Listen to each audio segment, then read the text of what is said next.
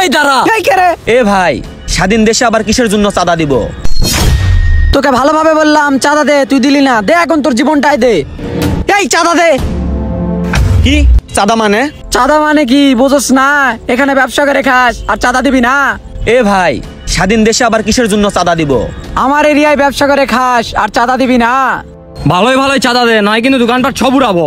না ভাই, আমি কোনো চাঁদা দিতে পারবো না। এমনিতে দেশের অবস্থা ভালো না, আর আপনারা চাঁদা নিতে আসছেন। আমি চাঁদা দিব না, আপনাদের কি করার আছে করে নেন। কি চাঁদা দিবি না? এই তো বেশি কথা কয়। তোরা দুজন যাও, দোকান থেকে বের করে নিয়ে আয়, আজকে ওকে সাইজ করবো। তুই চাঁদা দিবি না? তুই আজকে বের হ, তোর মজা দেখাচ্ছি। চল সাইডে চল। এ ভাই, আপনারা আমার সাথে এরকম করতেছেন কেন ভাই? তোকে ভালোভাবে বললাম চাঁদা দে, তুই দিলি না। দে এখন তোর জীবনটাই দে। ওরে মারার জন্য কিছু নিয়ে আয় তো।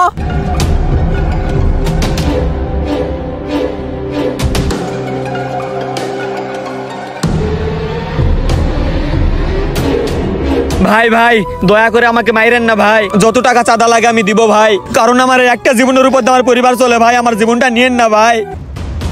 এ বন্ধু, ওইখানে কি হয়েছে? ওই অসহায় লোকটাকে ওইভাবে ওরা মারতেছে কেন?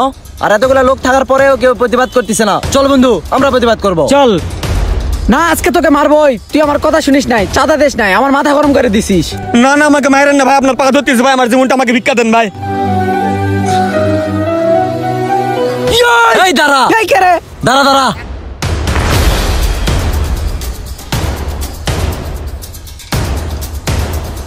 এই আমার বাদে কথা বলিস মানে? কে তোরা? তোরা এই ভাইকে এইভাবে মারতেছিস কেন? ভাই ওঠেন। এই কে তোরা? আমার কাছে বাধা দিলি কেন? আর তোরা আমাকে চিনিস? তোর মতো পাতি নেতা চিনার টাইম নাই। তুই এই জায়গায় অন্যায় করেছিস আর আমরা তার প্রতিবাদ করবো না?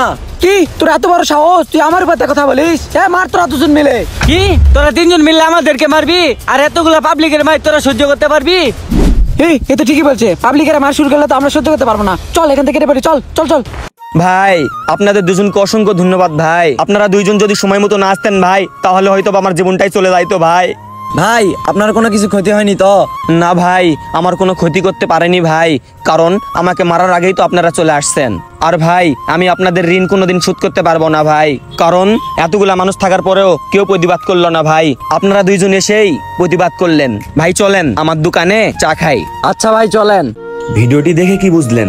বাস্তবের সঙ্গে অনেকটাই মিল আছে। আমাদের দেশে এরকম প্রতিদিন অনেক চাঁদাবাজি হচ্ছে, কিন্তু আমরা সেগুলার প্রতিবাদ করতে পারতেছি না। সে কারণে এরকম হাজারো নিরীহ মানুষের জীবন যাচ্ছে এবং ব্যবসার খাত নষ্ট হয়ে যাচ্ছে। সো আমাদের দেশকে বাঁচাইতে হইলে এবং দেশের মানুষকে বাঁচাইতে হইলে অবশ্যই চাঁদাবাজদের বিরুদ্ধে প্রতিবাদ করতে হবে। তা না হলে তারা আমাদের দেশকে ধ্বংস করে ফেলবে। হ্যাঁ, সব কথার এক কথা, অন্যায়ের বিরুদ্ধে প্রতিবাদ করতে হবে। আর হ্যাঁ, ভিডিওটি যদি একটু পরিমাণ ভালো লেগে থাকে তাহলে অবশ্যই একটা লাইক, কমেন্ট, শেয়ার আর আমাদের পেজটি ফলো দিয়ে আমাদের পাশেই থাকবেন। ধন্যবাদ সবাইকে।